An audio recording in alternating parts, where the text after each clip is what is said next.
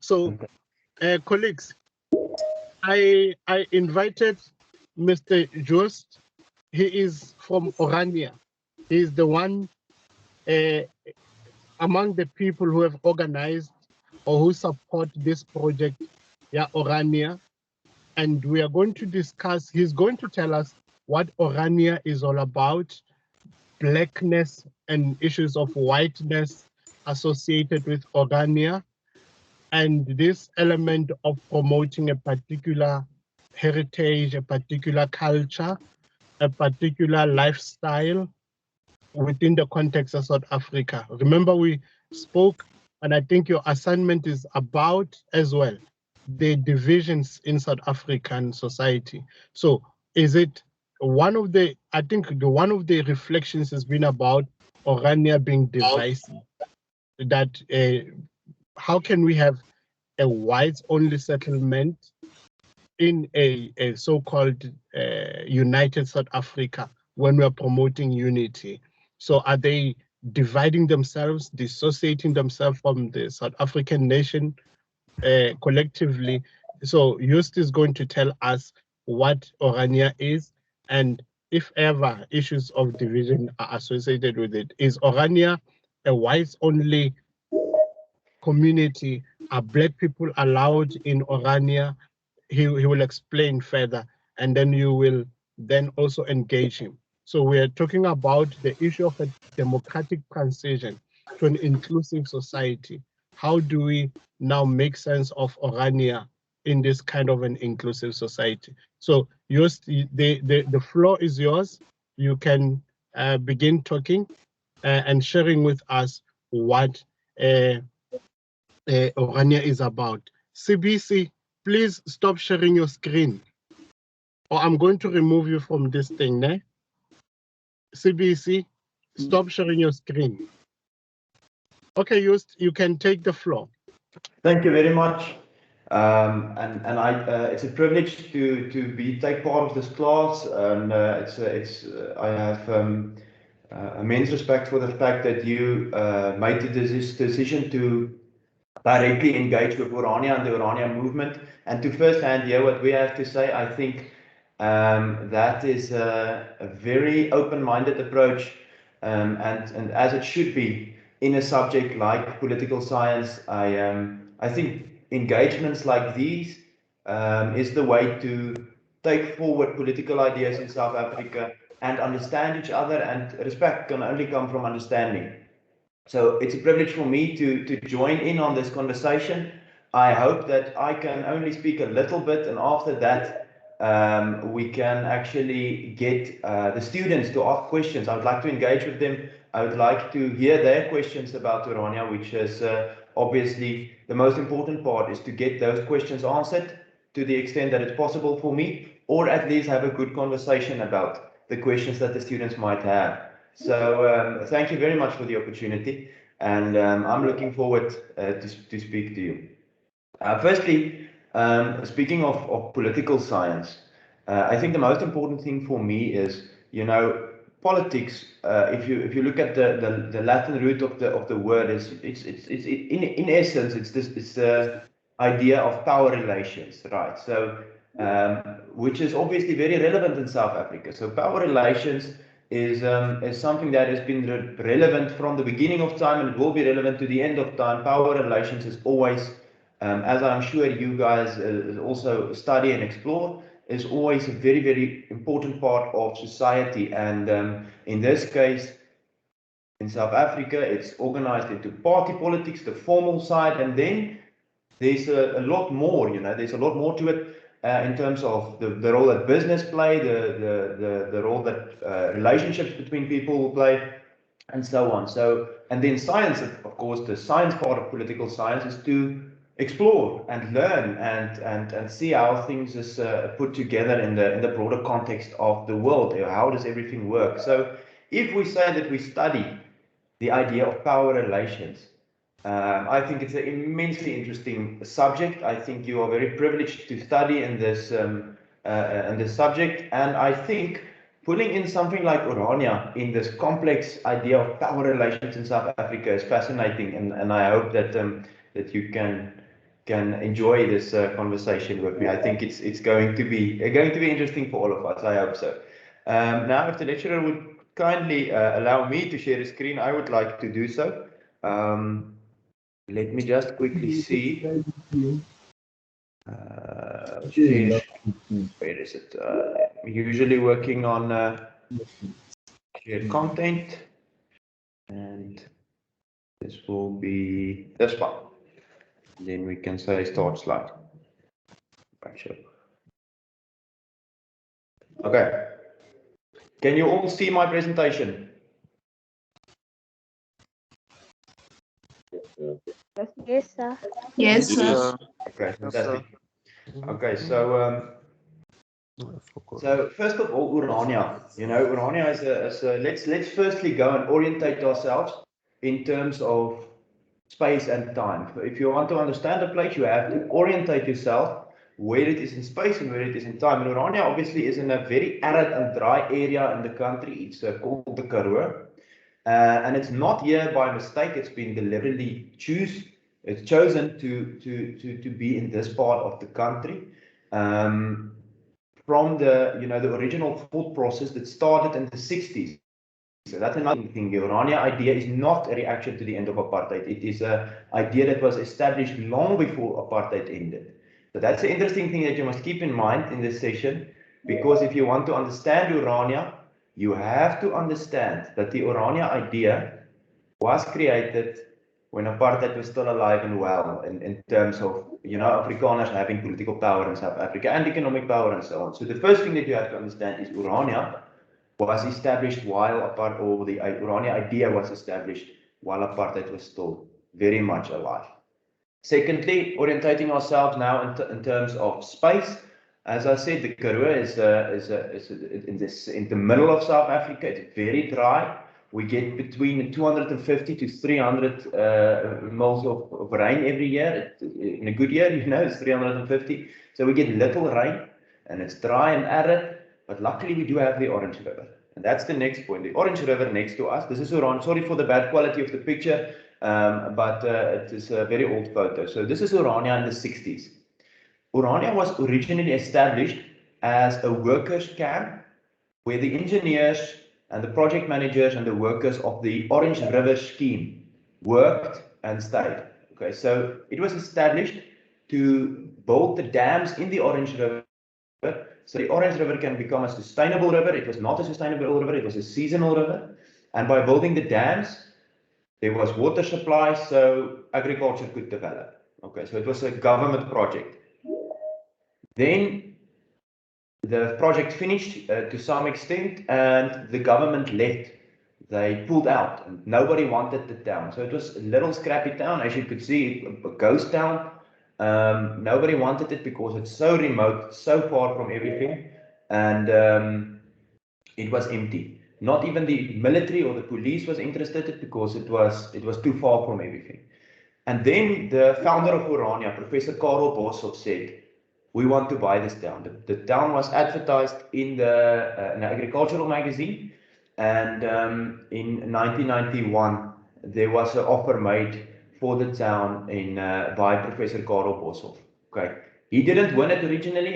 The money that we had was too little. Another guy actually got the contract, but then he couldn't pay, and then they came back to the second best offer, and the Orania people, clubbing together the little money that they had, bought this ghost town to start the Orania project. Okay, this is how the farmlands looked at that stage. As you can see, just after we bought the town, we bought open farmlands, empty farmlands just next to the town, with a dream of successful agriculture, worked fields labored by the people of Orania to produce food.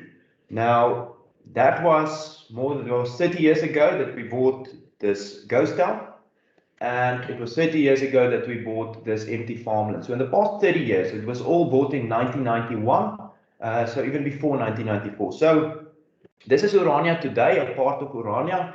We have every year a growth in population of 10%. People are moving to Orania, babies are born here, and so on. The town is growing. This is what we did with the agricultural empty land. So you can see we have a water supply system called a pivot or a center pivot, which pumps water from the Orange River and then in a circle from a access point in the middle delivers that water. Those of you that might be into farming might know the system. So you can see that the farmlands are actually in circles because of the water supply.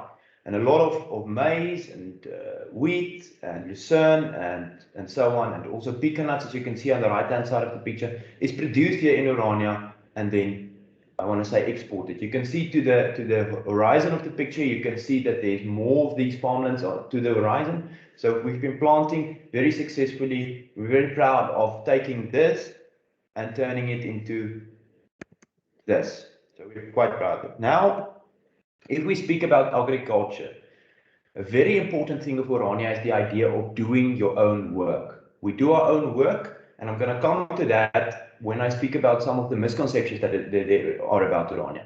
But from the farmlands to building houses, to the power grid, to cleaning toilets and cleaning houses and sweeping the streets and picking up garbage and working in offices, we do all our own work. Very, very important. And if you don't understand that, because that is not a labor policy, that's actually almost political, because we want to say that we can do all our own work and we're not going to misuse anyone else just for menial labor or hard work. So that's very, very important.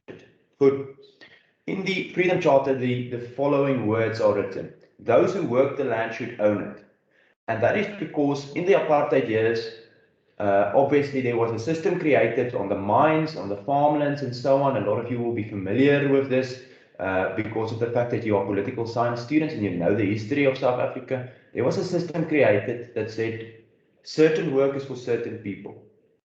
Some hard work, some menial labor, some things like that is for certain people, and it is there was a system created where people was misused just for labor, just for hard work. Orania says we're going to break with that. We have to fully break with that idea if we want to grow South Africa past the era of apartheid. We need to be able to do all our own work, not misusing anyone else.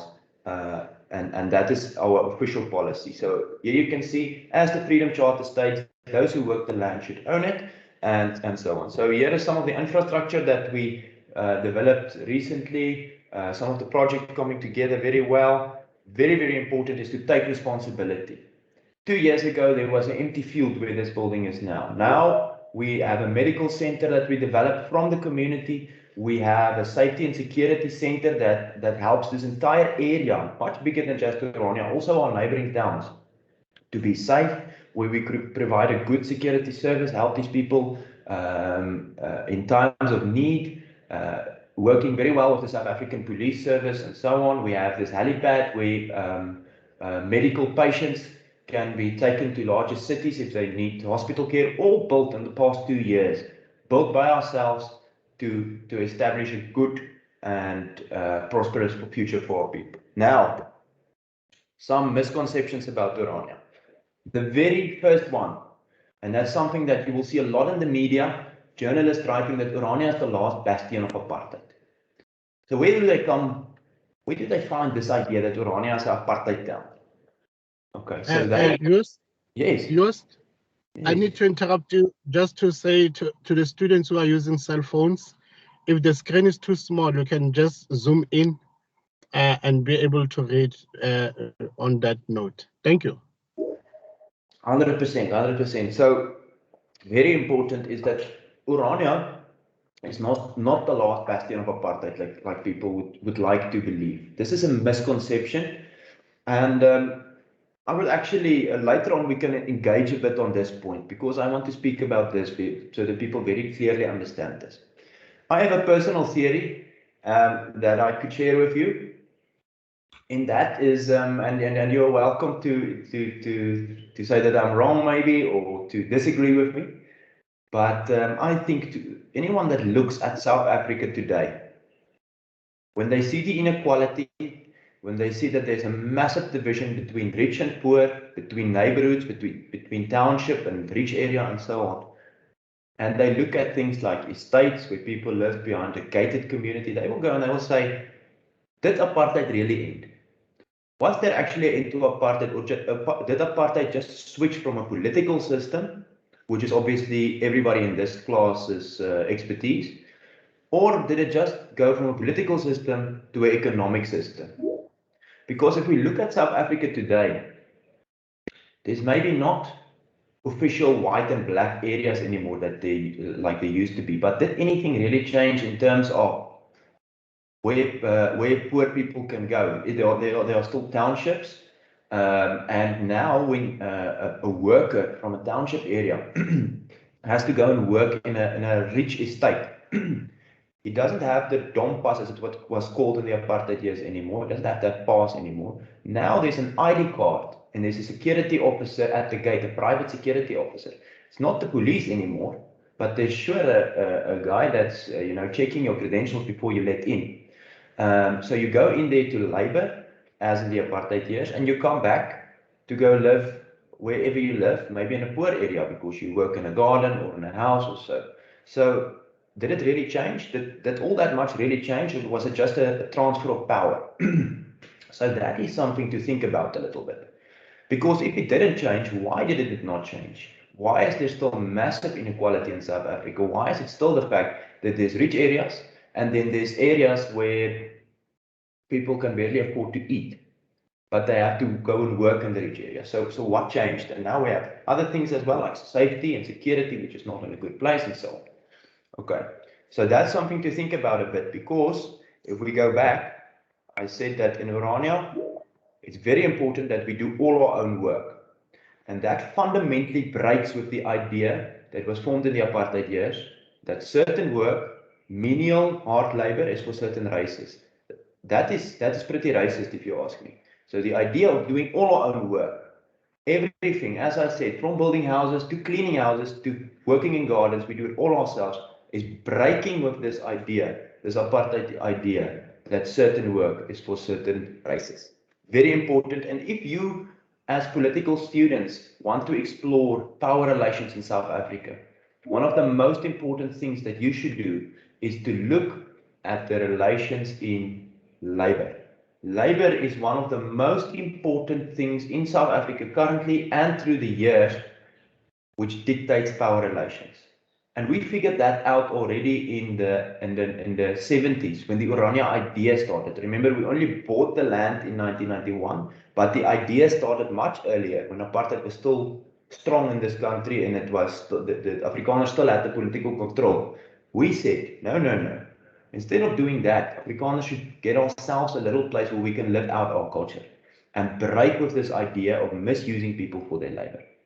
So that's the next thing. Going on to the second point, the idea that Orania started as a reaction to the end of apartheid. Apartheid ended and now you have some white people who want to live on their own. Wrong. As you can clearly see, Orania started long before the end of apartheid. It started as an idea as early as the 1970s, going into the 80s, and formally the town was bought in, the organization was created in 88. The town was bought in 91, and 94, the first democratic election was held. Then Orania was already existing for some years. Okay, Orania is rooted in racism. Now that you have heard this idea of doing our own work, doing our own labor, you already see that it's not about racism. But to continue on that track, I have to clearly state what is the goal of Orania. The goal of Orania is to preserve Afrikaner culture, language, and religion, things that are important to us. So it's not rooted in hate. It's not rooted in separatism. It's not rooted in racism. It is rooted in the idea that Afrikaners should take responsibility for themselves, should do their own work, and also protect their own heritage, as many other communities in South Africa also does. Okay. Orania's longing back to the past is also a common misconception. We're not longing back to the past. We're looking to create a better future. And for that reason, we have fantastic relationships with different communities, including Nyameni, which is a Xhosa community in the Eastern Cape, with which we have a good relationship because they share similar goals than the Orania town, the Orania community, and the Orania movement. So that's interesting. A lot of people don't know about the fact that we engage with the Xhosa community, that we engage with colored communities, that we have good relations with traditional Khoi and San communities, because it's about culture. So going back to that point, culture and not racism. The final one I've spoken about, Orania misuses black labor. That's a misconception. Orania do not misuse black labor. And I would go on a limb to say Orania is one of the very few communities in South Africa that doesn't misuse people for labor based on their race. The rest of the country, to a large extent, that system, going back to power relations, which we spoke of, that system of black people having to work in low-paying jobs because of there's a political power relations system created, still very much alive. Orania is one community that broke with that apartheid idea of just using people for work. Now, that the lecturer included in beforehand is the idea of black people visiting Orania. What is our relation then with black people from different cultures as an Afrikaner community? So this one you might know. President Nelson Mandela visiting Orania in 1995. Behind him is Mr. Karel Boshoff. Professor Karel Boshoff was the founder of Orania, and Betsy Verwoerd to the right-hand side. So Mandela actually visited Orania. He flew in with a helicopter and he visited us. Another one, which is again in the news now very much, is President Jacob Zuma visiting Orania in 2011. As the President of South Africa, he visited the community and we had very good talks. Now, this one might surprise you a bit. Mr. Julius Malema, still in that stage as part of the ANC Youth League, visiting Orania to see how things work here and so on. Let's go back to President Zuma at that stage. When he left, his words were, Orania has some very interesting ideas. That was his experience of Orania coming here for the first time. Julius Malema was also pleasantly surprised with what he saw here. Here I am with the Consul General of the country of Indonesia, which I recently... Say again, sorry? I have a question. Yes. So you've just shown us a series of former political leaders that have visited Orania. Do any normal black people visit Orania? Do they reside there as part of the population? Okay, so yes, there's a lot of black people visiting Orania every day in terms of tourism, in terms of working, not working, buying and selling, so on, engaging with the community on that economic terms. But in the community itself, Afrikaners live here. So it's not like we, I want to say, test people for race like happened in the apartheid years. But yes, everyday normal black South Africans do visit Orania as well, and anybody driving, Orania is not a gated community, let me put it in those terms. So there's no gates that stop people from entering, driving around in the town, going to the shops and things like that. But we give work to Afrikaner people, as I explained earlier, and also the area is an Afrikaner community. That's the idea. And that comes forward very much in terms of our relationship with Munyameni as well. When we go there and we visit them, and it's really nice to visit them, the chief once asked us, would any one of you actually be interested in living here? And we were very honest with each other because it was not, the media or anything like that, And both the Xhosa people of Munyameni and the people of Orania know that our relationship is very good and we work together, we share ideas and experiences, but they have a Xhosa language, they have their own set of religious ideas and practices, initiation school and so on. And we have our Christian faith, we have our language, Afrikaans, we have our system, our school and so on. Neither of the communities was interested in living in one another's communities, but we did have a very good relationships as, I almost want to say neighboring towns, although we are very far and wide apart. But I will come back to this question. I think a lot of people wanna engage about that specific question regarding race. And I'm definitely when I go through my slides and I'm done with them, we can come back to that and we can more in depth speak about that if that's okay with you. Yeah, Joost, could I just add? Uh, I will allow you now. I just want to settle with the students. We have a culture here when a speaker is on the floor, we interrupt, we just let them ask questions as you speak. But from Okay. what I'm understanding from you is that you'd want to go through the presentation and finish and then take questions afterwards. So I'm asking you guys, students, to be patient with our guest. Write down your question. You see, I have mine written down already.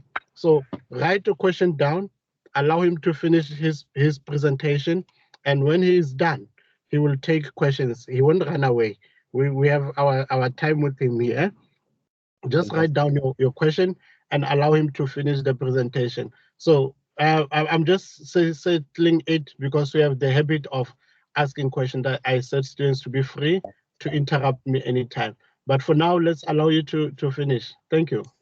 Fantastic. I'm very close to done with my slide, and I think we can use the following half of the presentation just for questions and engagement. I understand you have a good culture. I think it's a good culture of taking questions on the fly, but I'm very close to done with these photographs. So then we can continue. Everything that we built in Orania, obviously, like schools and things, we build ourselves, we develop them ourselves. In terms of economy, things that we industries and commerces that we created, such as beer brewing, things like that, is all very important to us. As I said, we are all from the Christian religion. Even in our sport events, that comes to pass, and we live that out. Public art is also important in Orania. We try to live out our culture in terms of things like art as well, as you can see. And just yesterday I looked at photos of this area. 2 years ago there was nothing here. Now there's been a lot of development. Just some general photos of Orania, including sports and fun. There's stairways on the left-hand side. It's decorated with little mosaic tiles and things like that. So that we want to create in this arid Karoo area, we want to create something beautiful that we can enjoy. Yeah, and that is a bit of an older aerial photograph of Orania showing some of the town and some of the agricultural activities on the horizon. And that, ladies and gentlemen, that is the slideshow. And now I can stop sharing. How do I stop it now? Okay, I had Mem Sokwani and I had Richia. So I will start with Mem Sokani and then follow with Richia. After Richia, we'll take Kamuhelo. After Kamuhelo, I will continue then with the questions. Mem Sokani. Good morning, sirs. Hello. So, sir, in your presentation earlier, you stated that it's an Afrikaner community, right? But not a gated community. And my question was, do Black people reside there? Because yes, we agree that it's Afrikaner. But if I am Black and I am Afrikaans, can I stay there? I want to stay in Aranya, sir.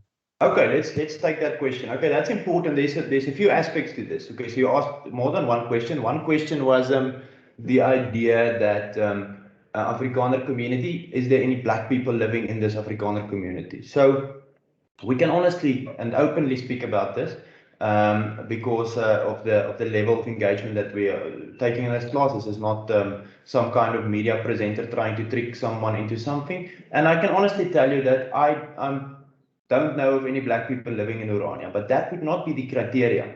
That's the first answer. I don't personally know of any people with you know, from maybe a Zulu or Xhosa background that's living in Orania. Although very importantly, if we want to think in those terms of race, and you know, if we if we want to define people on those terms, how do we actually do it? Because the previous government, the apartheid government, did it with physical tests on people, testing. We all know about things like the pencil test and things like that, and decided if someone is black or white, and Orania doesn't do anything like that. So for technical reasons, there is no black people that I'm aware of living here, but how would one know if a white people have a dark skin or a black person have a lighter skin? What would be that definition? Definitely, very definitely, Orania is not going into that kind of testing to see if a person is black or white or something like that. There is people that's a little bit darker and a little bit lighter living in Orania, and anyone can drive through the town and see that for themselves. But I would say predominantly it is white Afrikaners living here. Taking on your next question, now that is a very, very important distinction. So the question is, if a black person is an Afrikaans speaker, would he be welcomed in Orania? First of all, any person that would want to reside in Orania can go through the application process. Okay, so the application process covers a few things. Because of our situation here, we make sure that there's no drug users, criminals, and things like that. We do a background check on people. Every person that resides in Orania have to go through a criminal check. Everyone, including myself, including everyone else. If you want to reside here, we are not building a community of criminals, so that's the first thing. So that's part of the application process. The second part of the application process is to speak with a committee of normal, everyday people from Orania to see, will you be happy in Orania? Will you fit in Orania, and will you partake in Afrikaner culture? But the important thing is, culture is more than just language. If I go tomorrow and I learn maybe Zulu, that doesn't make me a Zulu, right? So there's more. And I always use this idea of an iceberg. If you take an iceberg, only the tip sticks out. The tip is the things that you can see, the language that you speak. Skin color, obviously, is also something that people can see. What's other things that people can see? Cultural usages, things that practices, so on. But under that, there's still a lot of other things. For example, a white South African who is not an Afrikaner, or a white Russian, or a white American, or a white person from Poland, or whatever, would not be welcome in Iran. Would probably not go through the selection or the application process, because he's not an Afrikaner, he's just a white South African. Orania is not a white community, it's an Afrikaner community. Very, very important. So we're not a community for white English speakers, we're not a community for white French speakers or Russian speakers or anything else. But culture is also more than language. Just learning another language wouldn't surely not make me a Xhosa or a Zulu, but would only make me someone who is fluent in that language. So we have to make that distinction between just language and culture. And that's a very hard concept. It's very, very hard. But we try to have good engagement with people. So let me give you an example. A while back, someone from Europe wanted to move to Orania. So they went through the troubles and so on. And when they arrived in Orania, they weren't Christian. They knew nothing about Afrikaner culture, and they couldn't speak Afrikaans. So the only criteria that they had coming in was the fact that they were white. Can you guess what happened to the application? We said, you're not going to fit into this community. You are not an Afrikaner, just a white person. Afrikaner culture, I guess it can be learned, like many cultures can be learned. But as I said, language isn't culture, it's just a part of it. Heritage, religion, the idea of expressing yourself in a certain way, cultural practices, there's so many things. Certainly when I engage with the community of Minyameni, which we so like to do, I haven't gone through any of the Xhosa cultural practices. So even if I could speak the language, which I wish I could, it wouldn't make me a Xhosa. So I hope that answers your question to some extent. But to just recap, I don't know of any very dark-skinned black people living in Orania, although we don't test people for some kind of, I don't know, racial purity or something. We don't do that. It's not what Orania is. Secondly, culture is very important. It's more than having a white skin, so we don't accept people here who are just white. That is not the idea. One more point on that. There's three people who have a say in who lives in Orania. First one is the official process. Let's call that the people that I work with and I'm associated with, which is the official channels. And they will look at things like the obvious things. Do you have a criminal record? Are you a criminal risk for Orania? Do you have a drug record? Are you a drug risk for Orania? Can you speak the language? Do you know the history and the cultural practices and so on? Then, secondly, the person that wants to move here obviously has a say, because you can try and force it, but if you don't like Afrikaner culture, you don't like the way that Orania operates, you still have, if you don't want to live here, nobody is forcing you, right? So you also have a say, the person moving here. And we have had people who applied to live in Orania just to prove a point. And you know what we did? We sent them the application forms. From ANC members who wanted to deny Orania the right to exist, to normal, everyday black South Africans that say, you can't stop me, I will come live there. And we said, oh, here we go. Here's the application process. If you want to come and live here, this is the process you have to go to. And every one of them who actually was antagonistic and tried to prove a point didn't want to come here. They didn't have that intention to live in an Afrikaner cultural town. And the third group that have a say in who can live here is the people of Orania. So even if we, if this idea of let us catch you out, this is actually about race, whatever, typically the game that the media plays with us, even if that is taken away and we say through the official process, as a whatever, a non-Christian what wants to come here or what to go, even if the official institutions allow that person to move here, the people of Orania also have a say. We have a say to freely associate. We have a constitutional right to freely associate with who we want to. Even if that person is living here, how welcome would they actually feel? So I think that's the important thing, the three groups that actually have a say. Sorry, I'm speaking too much. Please, more questions. I have a follow-up. Mem Sokwane, are you clear? I'm clear. I say, but say we want. No, Richard, wait. Richard, wait. I was finding out from Mem Sokwane, is she okay? You clear? Answered. Yes, I'm clear. I have a follow-up question regarding the Yes, school. follow up. Yes, follow up. You said that the schools have, you build your own schools, right? So these schools, do they function like the South African school system? For example, is it the CAP syllabus?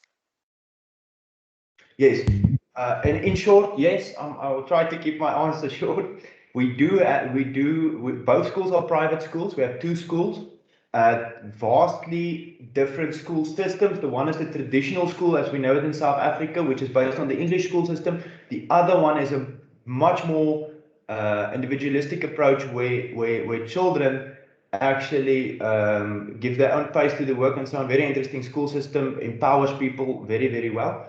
But the short answer is yes, we do comply with the CAPS curriculum because, it's the law if you want to have matric. We do learn, we do teach the normal curriculum as it is supposed to be. But also very important, we don't take anything away from that curriculum. We do add some things that we would like. So when you go and write a matric exam or any other exam, you write it like anyone else with the same things. But things from our culture that we are proud of, and our history and so on, we teach that as additional things that the learners can learn and actually engage in. But we comply with the normal South African school systems curriculum. Yes. Okay, thank you. Richard. Thank you, sir. Thank you, sir. Say, Ish, yo, I won't lie, say, Ish, this is a very emotional topic for me, say, because I heard a whole lot of things and they're not sitting well with me. First question is, so I heard you speaking about applications. Does this mean that there is a certain criteria that people have to fall under in order to qualify as people who stay at Orania? Yes. Is that the question? Can I answer that? Can I go ahead? Okay. And in your answer, Nese, I heard you saying that we are not building a community for criminals. What did that mean? Okay, so first of all, I understand that it's an emotional topic for people, and I hope that maybe some of the engagement here can help break some of the mainstream ideas of Urania. And if not, maybe you should arrange a visit of the political class to Urania and maybe see firsthand for yourself. I think that would be a good idea, and a lot of these emotions and things might, actually change after such a visit. So maybe think about that as well. Okay, two questions. The first one is what is the criteria, and the second is what did I mean with we're not building a community for criminals. Orania has got two schools. It means roughly about 50% of the population is school children. Schools are very important. So things like drugs we have a zero tolerance policy. Things like burglary and so on, zero tolerance. Obviously, there's still crime in Orania. Like in any other community, we are not in heaven. It's impossible to have no crime. There's no such community on earth. But we have very low levels of crime. To protect our children, drugs is a zero tolerance policy for us. And the moment we find out that someone is busy with criminal activity in Orania, we put a very hard stop to it. And if they are proven guilty in a South African court of law or in local arbitration mediation systems, they are denied the right to Orania. So you can actually lose your right to residency. What is the criteria to live in Orania? The criteria in Orania is as follows. No criminal record. I mean, if you have a traffic violation from 1985 and it's been cleared since or whatever, it's not a problem. But if you are a murderer or a rapist or a drug trafficker or something like that, that's actually in our criteria to say that person cannot live here. Then there's more things like the ability to fluently speak Afrikaans. That is an official criteria, and then things like a willingness to engage in cultural activities and things like that. That's more, I want to say, a soft approach. The hard criteria is things like criminal activity, not living the Christian faith, and also language. That's very low barrier to pass, and one can even lie to get over that. I mean, you can't lie about your fluency in a language, but you can lie about being a Christian. So you can actually pass that, and then come live here. The question is, will you feel at home here? And that's a question that we ask for a lot of people. That's maybe Orania is a conservative community. Remember that we are Christian conservative community, and even if people lie their way through the selection process, which is very possible, it's not even all that hard. It is possible that later on they move out again on their own voluntarily because they just don't feel welcome in a conservative community. I hope that answers your question. The hard barriers will be things like a criminal past, which is not if you were guilty of something and you served your time, you're living a good life now and so on. That's another question. But if you are wanted for murder 2 weeks ago, or you're a serial rapist or something like that, we're just not going to welcome such a person into our community. So that is the requirements. You're welcome to follow up on that if you have more questions regarding that at all. Richard, you clear, Okay. Richard? Say, I Are you have clear, another Richard? question. Yes, I have a question. yes. So I heard Say saying that one of the things that fall into the criteria is that one must know and speak Afrikaans fluently. So, Say, I want to ask, do the people from Orania know the languages of the people who live in the neighboring communities and speak it fluently when they come there with them to visit? Okay, so the neighboring communities is also some Afrikaans communities. We don't remember it's a part of the criteria to live here. It's not the criteria to visit here. So we've had, for example, Xhosa people who can't speak Afrikaans visit us here, and as in the example of Mnyameni, the Xhosa community with which we are friends, we have actually gone there without us being able to speak Xhosa, but we we speak English with each other just to understand each other and to build that relationship. So some people of Orania can speak languages like Zulu or Xhosa or Sotho, but not everyone, of course. Thank you, Richard. Thank you, sir. Thank you so much. Thank you. Hello. Good morning, sir. Yeah. How are you, sir, this morning? I'm alive and you. Okay, I want to ask Mr. Just since Orania is an African area, I want to know which political party is there, or is there any political party that is involved in governing Orania? Do you guys have a specific party? And the second question is, do you offer tenders to black construction companies or other race companies for equipment when you do your own labor?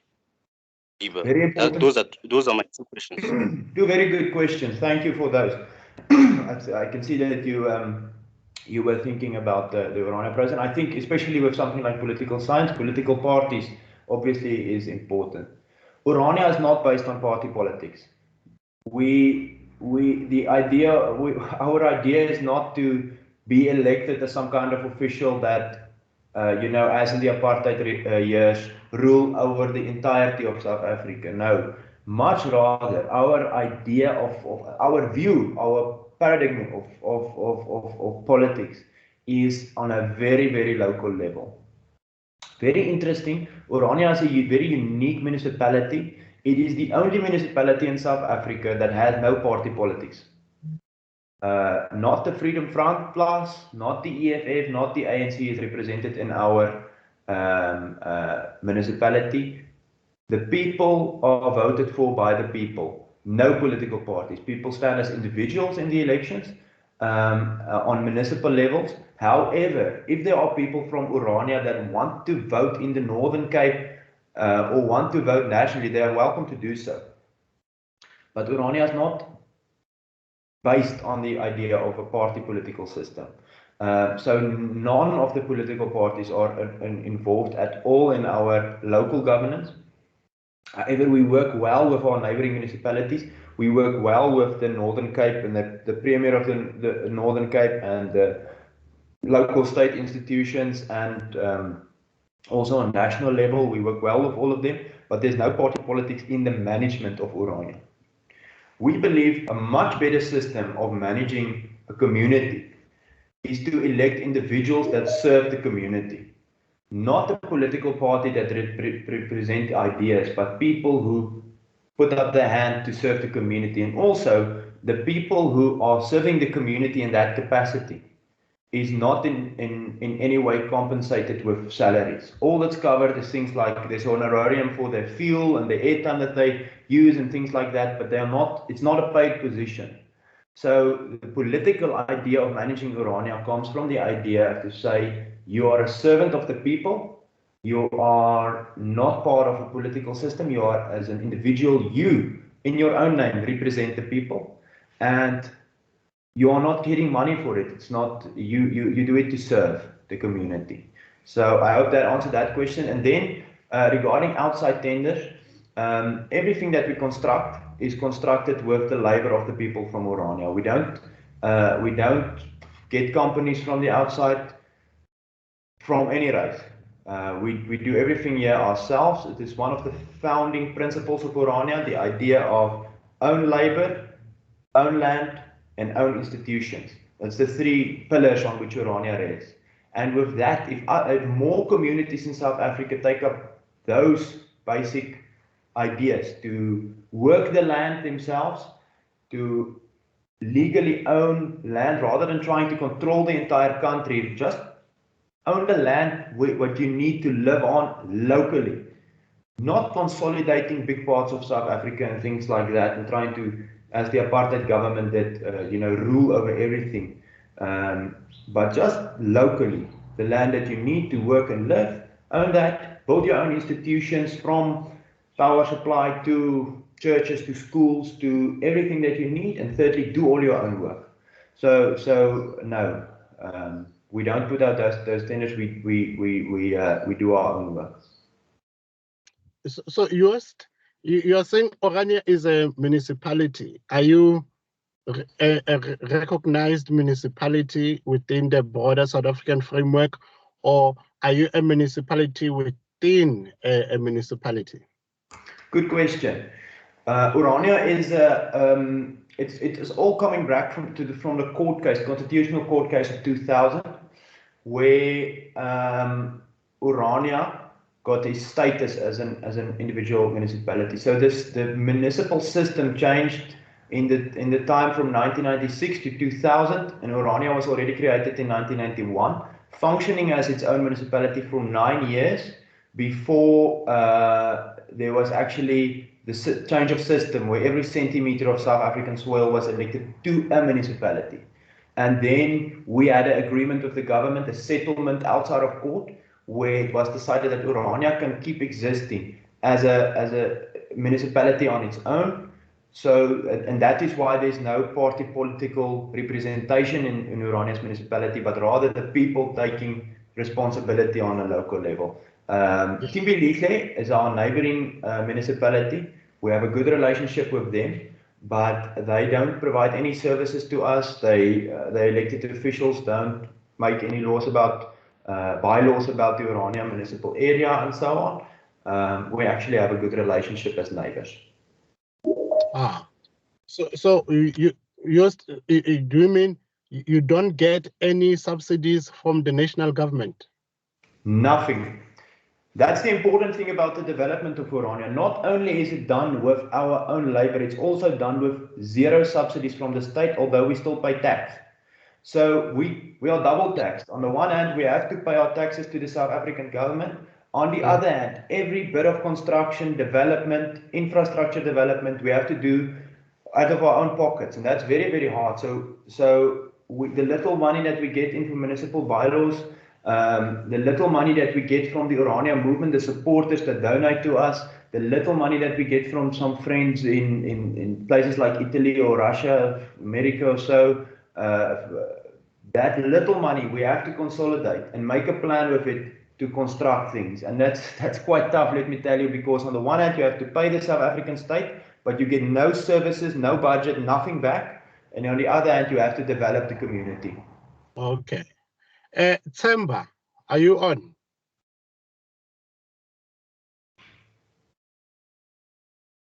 Okay, Tobela. Tobela. Morning, sir. Hello, my lady. How are you? I'm alive. Ask a question. Yes, sir. I wanted to ask, why is the Orania culture and community so isolated from any culture and community, and why can't one reside freely as he or she can reside in any other community? And you stated that you guys are developing a drug and free criminal community. Does that mean we are drug users and criminals? Oh, no, obviously not. No, that obviously doesn't mean that. We don't see all people as criminals or drug users or anything like that. It was just important for me to highlight that it doesn't matter the color of the person, if he's pink or white or yellow or brown or red or anything. We don't want drug using people, selling people and so on near our school children. So I think that's just important to clarify. It's not some stereotypical idea that we have.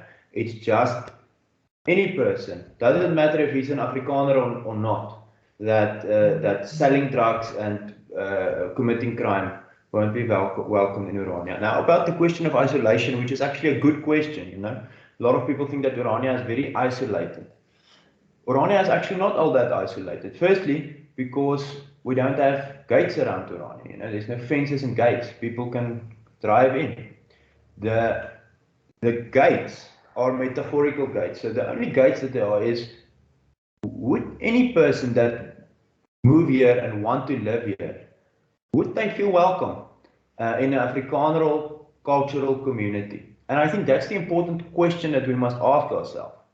The people that come here, even if they go through the selection process, the application process, no matter what, will they feel welcome in this Afrikaner community? For the rest, we are commuting in and out of Orania. We have good relationships with communities, with government, with the police, with our friends internationally, from the Indonesian people, which has a different religion than us to a large extent, which is Muslims.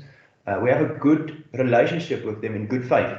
We have a good relationship with neighboring municipalities in good faith. We are not isolated, neither with our ideas nor physically. We actually welcome engagement, but it is important for us to actually say we want to develop an area where we can freely speak. Let me give you an example.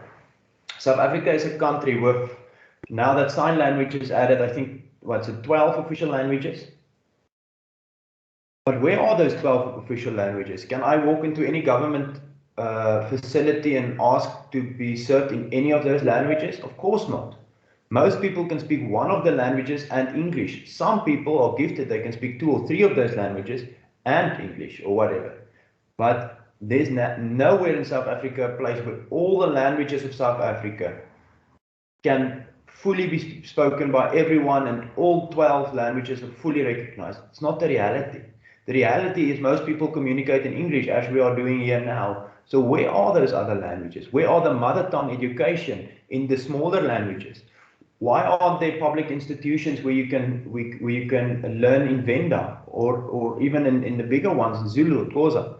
Why can't the Khoisan people have mother tongue education in their own language? So in Orania, we said the same thing is going to happen with Afrikaans. We have to take responsibility to preserve Afrikaans. Afrikaans is it's only the white and the colored community still speaking Afrikaans. We have to preserve it. We have to build institutions that function in Afrikaans, but we also have to support other communities, whether that be Venda or Khoisan or whatever, that want to build out their language. We support that idea for the very important reason that South Africa's multiple languages can only function if they have an area and people speaking them. So it's not about isolation, it's about preservation. Very, very important, and as should all other cultures of South Africa do. Orania is a cultural village, cultural community, not a racial one. And if we want to stay true to that, we must preserve our culture, our language, and so on. And we must give people the opportunity to do the same with theirs.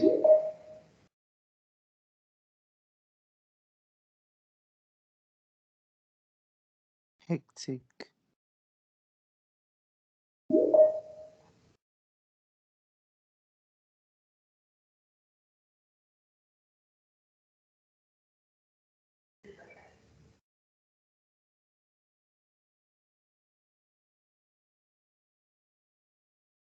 Is there more questions?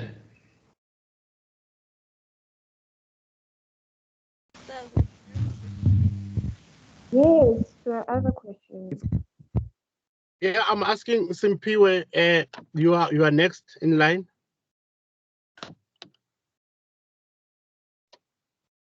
Simpiwe. Okay, let's move from Simpiwe, unmute your microphone.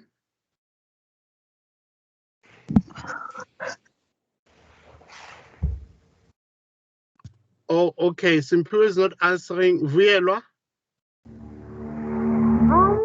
My audible say. Yes, Vuyelwa, I can hear you. Okay. Yes, I'll ask you a question. Yeah. I want to know, there is a 100-foot statue at the entrance. A man who is known as the apartheid architect. How is that allowed? Is it part of? They are very apartheid reminiscent, your orange and your whatever. Thirdly, the currency, the aura. It's one thing to isolate yourself, but to have a different currency in a country, how is that making sense? Lastly, the idea that preservation can only happen through isolation is very flawed. It's very flawed. And I am Xhosa. I know my language. I know my culture, but it doesn't mean that the place I live has to be isolated from other cultures. Like, it's a very flawed idea, and I'm not convinced. I am not convinced at all. Thank you. Okay, so I didn't hear everything. It broke up a little bit, but I've heard three questions. I hope that's all you asked. So the first one was about the statue of Hendrik Verwoerd at the entrance of Orania. So no, there's not a statue of Hendrik Verwoerd at the entrance of Orania. However, there is a house where the widow of Hendrik Verwoerd lived, where Nelson Mandela also visited her. Which is like a museum. It's not the important Orania philosophy. It's nothing like that. It's not at the entrance. It's just a house in the town that was made a museum where Betty Verwoerd and Nelson Mandela actually met each other. Yes, there's a statue. We didn't buy or make the statue. The statue or multiple statues actually was thrown out of other places, and we have the philosophy of taking responsibility of the entirety of our culture, not only the good things, the good and the bad. Everything that happened is part of our history. You can't erase history. So if you come to Orania, you visit Orania, you will see that the statues that there are of Verwoerd and others is not part of official policy or something like that. It's actually put in an area where it's inside a certain context and so on. So the second question was about the Ora. No, also a misconception. Maybe I should have included that in my list of misconceptions. The Ora is not a currency. The Ora is a coupon system. The idea was to make the local economy more prosperous.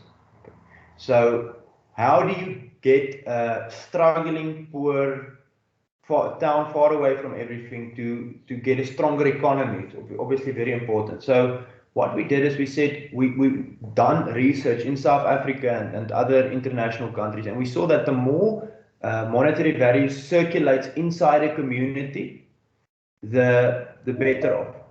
The better off the economy is, the stronger the economy grows. And economic growth is very important to us. So what we did is we actually went and we created a coupon system which is backed by the rand.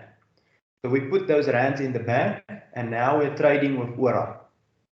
We're doing our trading locally with Ora, which means that monetary value, which is actually just pieces of paper, right? And these coupons, they circulate in the community. They don't leave the community, which makes the local economy very strong. And that helped us develop. Meanwhile, that rand, which is in the bank, is actually gaining interest over a period of time. And we use that interest to empower business owners, to train entrepreneurs, to help develop the community's economy, and so on and so forth. More so, and also important, is because you can't use these coupons anywhere else. It's just like, say, for example, a Woolworths gift card or something. You can only use it at Woolworths. Nobody will come and put a gun to your head and take your wallet because they can't use your money anywhere else. So it's also a safety feature. So the money can't really leave the community, not money, the coupons can't really leave the community, which makes it safer in terms of crime, and also strengthen the community. But we don't only trade with the Ora. People can still trade, do normal transactions with credit cards, with the rand, and so on. So it's not exclusive. It's just a way of strengthening our local economy. The third question a question of isolation. Yes, no. Preservation is not only possible or is not at all possible through isolation. What will happen with isolation is stagnation. If you isolate, you will stagnate and your culture will die as well, most probably. So Orania is not an isolated community. It is, however, an Afrikaner community. It's a cultural community, meaning that we give a platform for certain cultural practices, for certain languages, certain worldviews, certain religion, and so on. Just as our friends in Minyameni does the same with Xhosa language, practices, and so on. So it's not a question of isolation, much rather a question of giving a specific place for something, giving a place for Afrikaner culture to flourish, and so on. That doesn't mean when we go out of Orania, or when someone else visits us in Orania, we live in a life of isolation. Our people go study at universities in the rest of the country. A lot of Orania's kids actually studies at the NWU as well. They actually perform very well there. They have good relationships with other students from all races. So it's not a question of isolation. It's a question of being proud of who you are. Remember, we are speaking about the country, South Africa, which was created by the British colonial powers, right, in 1910. The Anglo-Boer War, when the Afrikaner and the British fought, was about this question of taking away the freedom of the people of South Africa by British colonial power. We fought this anti-colonialist war. And before that, South Africa was a collection of kingdoms, of republics, of cultural spaces, of nomadic areas. And then the British Empire, as they do, came and they consolidated into one country. For what reason? For economic reason.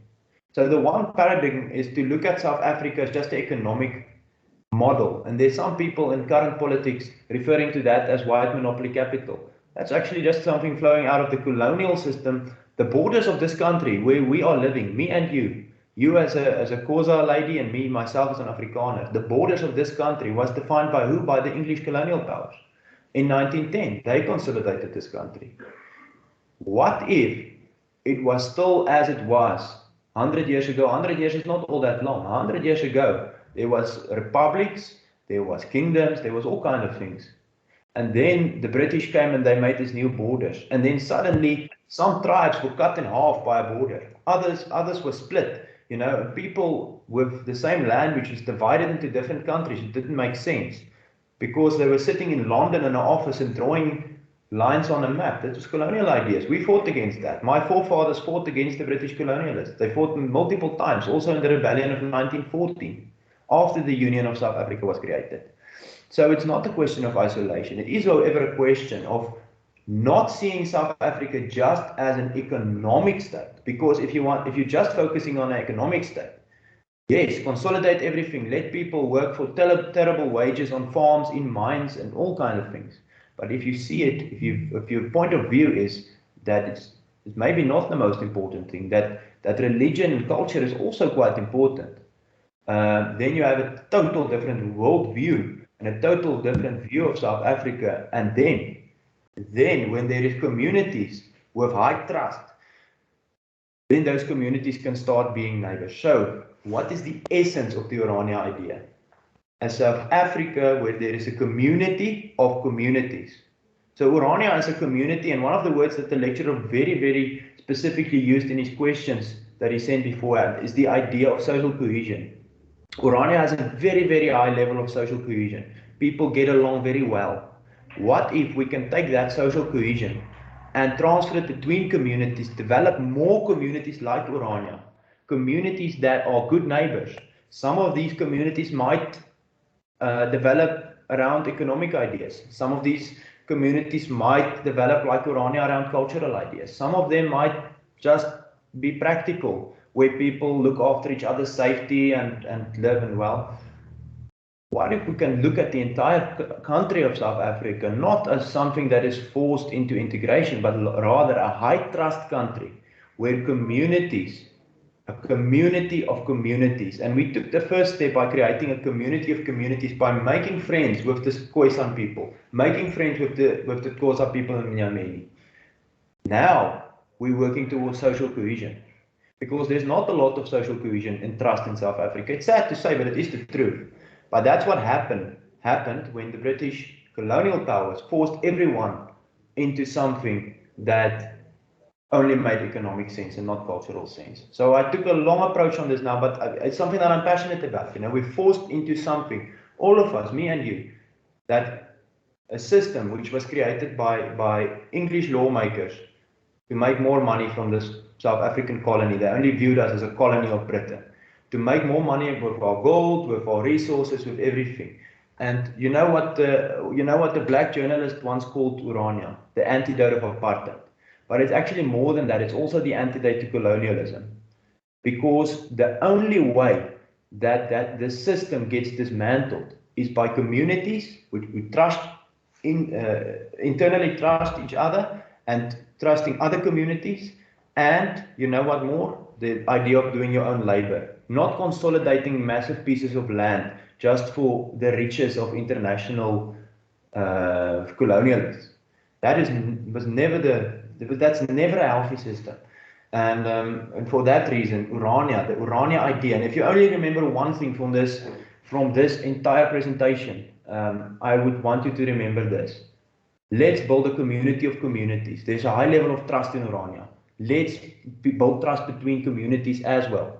And then this country would look entirely different. Oh, thank you. Let's hear Mike.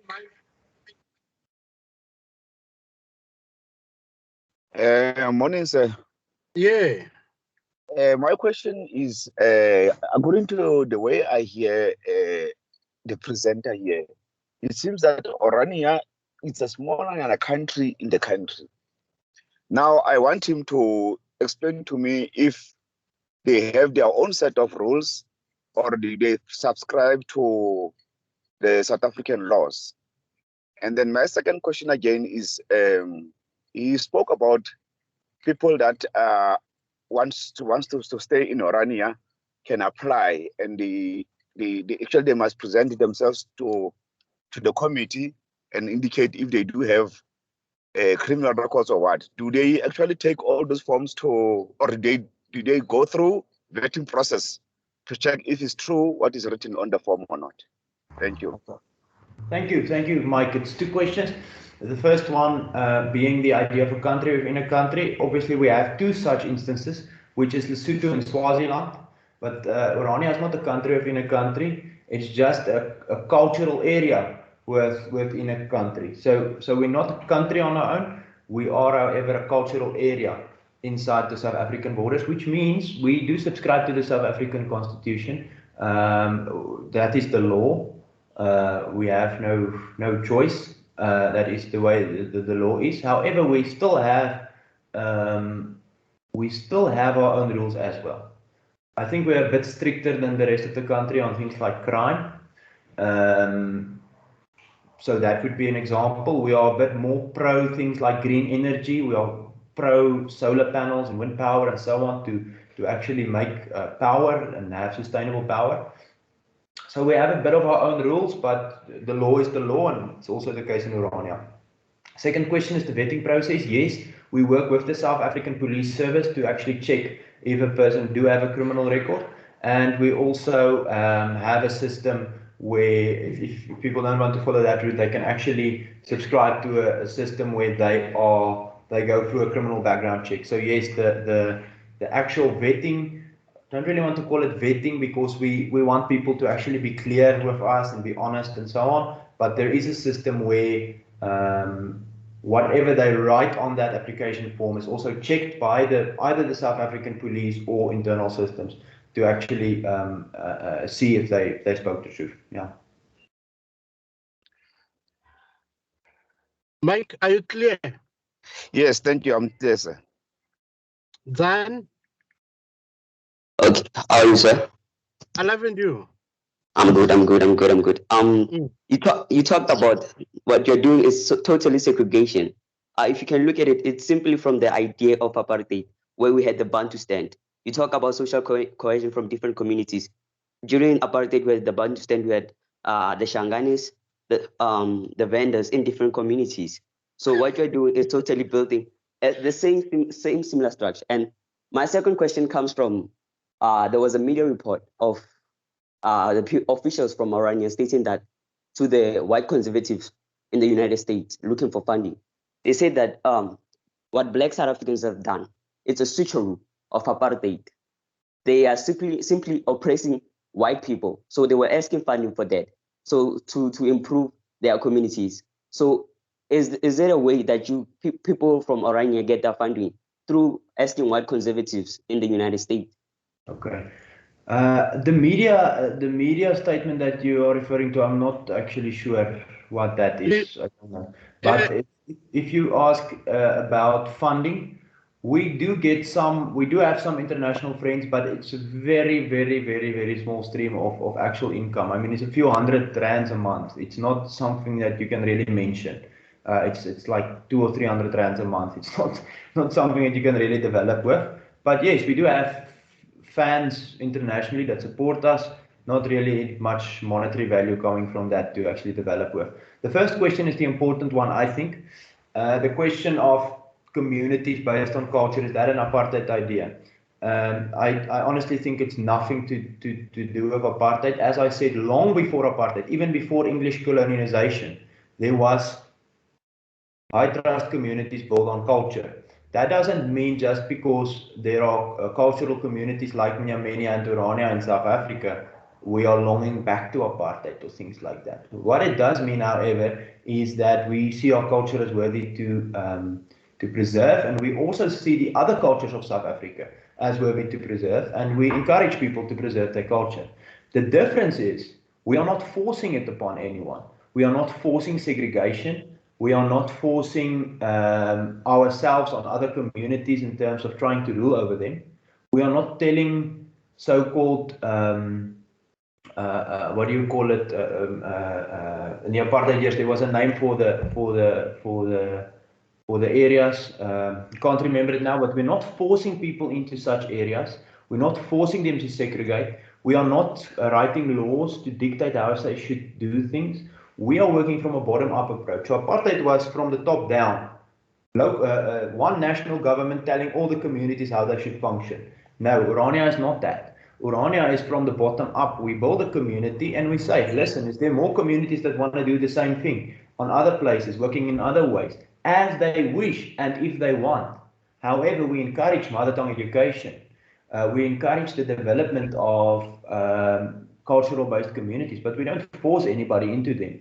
And we don't force anyone out of society. And we're not trying to rule over anyone that doesn't want our ideas. Orania is just a recipe or a model. Use it if you want. Don't use it if you don't want it. We don't want to be in a position ever again where we force people to live in ways that they don't want to live. So if there's other cultural communities, Orania obviously would want to build a relationship with them. Orania would want to engage with them. We want to share cultural experiences and models and things that we use. We're not forcing it onto anybody. The previous government did force it onto people, and that maybe was a big problem. Thank you, CBC. Sir, Yeah. can you hear me, sir? Yeah. So in terms of settlements, you said after a person meets the criteria of staying in the place, the community itself has a say if that person is allowed to come in or not. Am I right? Yes, but it's not in terms of drawing hard lines. It's more in terms of, say for example, I go live in a Zulu community. Would they actually welcome me? It's not in terms of can you buy land or can you live here or can you. It's more in the sense. It's a more a metaphorical sense. So, how welcome would a person feel? How welcome? We can't constitutionally we can't deny, say for example, an atheist if he wants to live here and he applies. He has a constitutional right. We can't discriminate based on skin color, sexual orientation, religion, and so on. However, we are very clear about the way that the community is and how we present ourselves. So, if such a person actually passed the selection process and we can't discriminate against him, will he feel welcome here? Will he feel welcome as the only atheist in Orania, for example? So it's not a question of the community can force a person out of the town or something like that. And that's not the idea. The idea rather is how successfully would that person integrate into the Orania culture? And I think that's the important thing. So what I meant with the community also has a say is just that. Will an atheist, for example, make a lot of friends in Orania? Probably not, because everyone is Christian. So I think that was the comparison I made. That there's. So can I just follow up there? So if I'm not good, if I can't make a good communication with the community, am I not allowed to stay there? How do you mean in terms of good Like communication? In as terms of like socializing and having friends. Oh no, no, that's not the fact. The fact is, if you if you go through the process, you can still stay here, no problem. If you don't make friends, if you don't have any friends, if you don't feel welcome, doesn't matter. You can still stay here. The question is, would you want to stay here? That's the question. And that is the experience that I had in Nyameni. I love it there. It's a beautiful, the Eastern Cape, Xhosa people there, very friendly people, lovely to visit, lovely to see those green woods. I mean, we're here from the very dry Karoo, so to see those green woods, it's beautiful. I like to visit there, but I don't think I will feel welcome in the long term in a Xhosa community. I don't think I will feel like, I don't think I will necessarily be all that happy. Although I'm sure if I want to go live there, they won't stop me. But the question is, would I be happy there on the long term? In question of 20 years, even if I learn the language, it's a question of where do you feel at home, and that's not something that's forced from top. It's a natural occurrence. It's an organic occurrence. Yes. Thank you, sir. That's 100%. Thank you. Yes, we are done with the questions, and we have now exceeded our time. Is there anything you want to share, maybe, or even explain to us? Is part in the introduction we did not do, who you are, what you do at Orania? 100%. Okay, ladies and gentlemen, it was an honor to speak with you. It's even if we maybe disagree on some things, it's always nice to have a good conversation in good faith, without without bad interpretations and things like that. Just in good faith, even if we might disagree on things, I think there might be a better understanding of Orania now. It's not the apartheid place that a lot of people think. You're also welcome to visit it. My role in Orania is I am the CEO or the head of the Orania movement, which is the movement that gets support for Orania, that helps write some of the ideas and ideals of Orania. And it's also a membership organization for people to become members, even if they don't live here. And my work is to a large extent to engage with Orania's friends and Orania's opponents, and try to explain Orania to them. If you want to visit Orania one day, you can surely make contact with me. I can show you the community. And remember, there's only one solution on the long term for South Africa, for a friendly South Africa, for a South Africa where people can live their best lives and have a high trust country, and that is if communities trust each other. This is a political science class. We speak a lot about democracy. Demos kratos. It's the two words in democracy. Demos, the people, kratos, the power, participation of the people. And the only way that the democracy can work is if the people is actually participating in the democracy. It's not only about voting, it's about participating.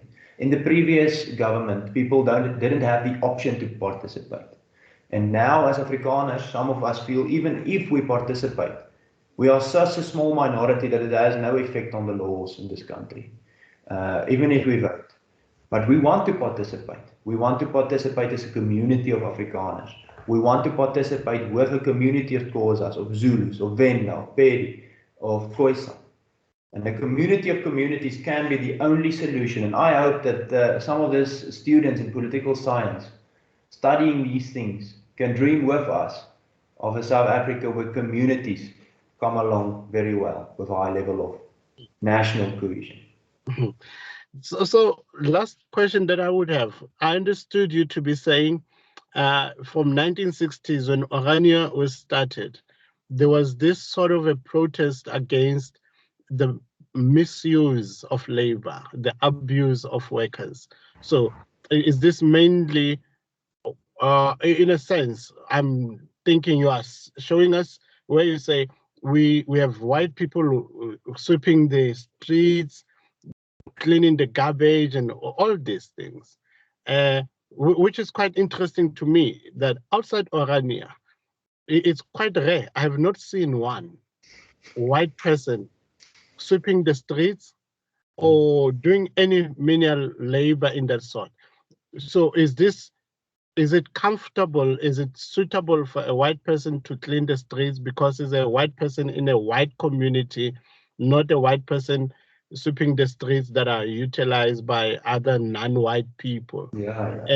This idea of labor, the misuse of labor, is it not convenient because it's in Orania, or is it a fundamental belief of your organization? It's a fundamental belief that we should do our own work. I should clean my own office and so on and so on. Because labor is politics to a large extent, and we have to take responsibility for our area. We are proud, even the guys that come to take the garbage with the garbage truck, they are on the same level as other members of the community. They are not being pushed down as poor people or things like that. We see them as part of the community and equals and so on. So that's very important. We must keep that principle. Okay. No, thank you very much. I understand that you are a community of Afrikaner people, and the questions have been posed to you. What I did not hear was a question about Afrikaner, not colored people. I understand there are colored people who claim Afrikaans as their mother tongue, as their heritage. Uh, uh, in terms of the demographics, don't you have statistics where we can say, like in South Africa, they can tell you so many men, so many women, so many whites, and don't you have statistics, your demographics, where you tell us how many colors are in Orania? Well, the official census says that there are some coloreds living in Orania. However, I don't really think there's all that much. The census done in 2011 by the South African government actually stated that there's a large colored population in Orania as well. It could be that there are people who are coloreds living in Orania, very few. I wouldn't say it's really a factor. Very little. We do have colored communities next to Orania in close proximity, which we have good relationships with. But it's not there's not really a community of colored people in Orania itself. No, thank you very much for your time. I think what's left is for us to gossip about this session. We'll talk about it on Friday with the students and see what we learned from it. But it was quite insightful, and I'm happy that we've had an opportunity to ask you. And I appreciate very much you coming through. 100%. It was a privilege to speak to you guys, and looking forward to engage with you again in the future. If you have any questions, welcome to ask me. If you want to visit Orania, please arrange with me, and then let's show you the community and